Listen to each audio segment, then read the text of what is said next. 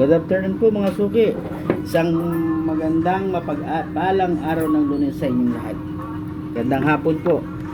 So may tanggap po ko rito isang Oppo A3X. So bagong bago po ito. Ayan. So ang nangyari, nagpalit daw siya ng LCD sa isang lugar, somewhere sa ibang shop. So hindi ko nababanggitin kung saan. So yung unang palit niya ay talagang nagkukusang touch. Ang sabi raw po ay sa battery. So ang ginawa ng technician, ni-repair yung battery. Ayan, may repair yung battery. Ni-repair na yung battery, tinanggalan ng fuse. Akala siguro sa battery. Pero sa tingin ko is LCD. Kaso nakabitan na raw nila, nadikitan na raw nila. So actually nung pinagawa doon sa kabila, sa ibang shop, gumana isang araw lang. Then anong nangyari, nung gumana, pagbalik, kinumagahan daw, nagkaroon ng guhit, and then gumagalaw-galaw na LCD. So sabi ko LCD to, sabi ko orderan natin na LCD.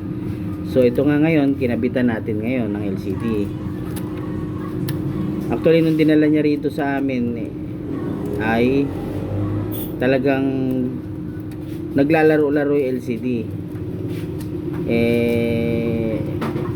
So sabi dito battery lang. Sabi ko wala namang kaugnayan ng ganong klase sa paggalaw-galaw ng LCD, which is walang connection ng battery doon.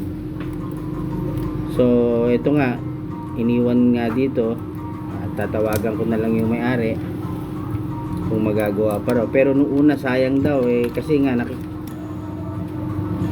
nagastusan na sila dahil yung LCD na ikinabit talagang may damage. Kasi sa Shopee raw sila kumuha na LCD pinakabit lang nila dun sa kabilang shop. Hindi ko alam kung saan, yun ang sabi ng customer, kung saan man sabi ko ang LCD kasi hindi na, pagdating sa Shopee wala po kasing warranty yan. Unlike dito sa mga cellphone repair, unlike dito sa amin na pagkabit kami ng LCD ay may warranty po yan na 1 month. As long na hindi po basag yung LCD, pinapalitan po namin. So ito, may kinakabit na po natin. Medyo yung ibang mga tornilyo is nag-iba na rin.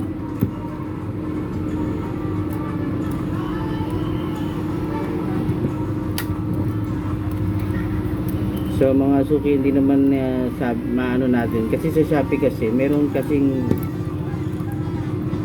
depende kasi sa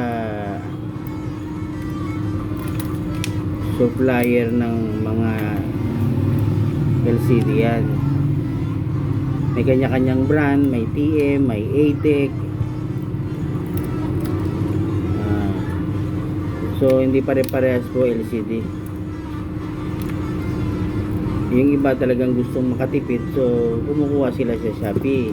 Pero hindi rin natin masabi na may mga defect sa Shopee kasi meron namang ibang magaganda. Kaso lang, depende sa presyo.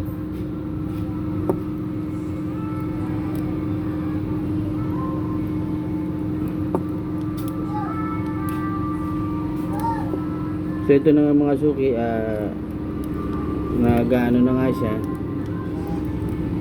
nagtatouch na siya. Ayan.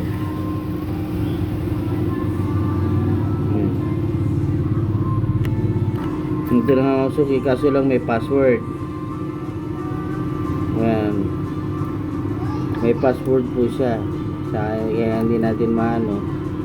Hindi katulad kanina, talagang hindi nagagalaw mga suki yung mga gagalaw na po siya. Napipindot na yung emergency call. So ibig sabihin okay na ito mga suki.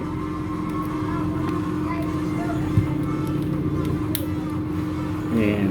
Minsan kasi ang hindi natin masasabi yung mga LCD talaga is nagkakaroon ng problema yan kapag yung hindi talaga ano ang brand, hindi ko talaga kilala yung brand. Saka medyo liko po yung ano niya, kaya hindi siya gaanong napipit. So mga suki, isang magandang hapon po sa inyo. God bless po sa inyo lahat. At salamat, maraming salamat po sa mga suki na nagtitiwala sa amin. God bless po. God bless you all.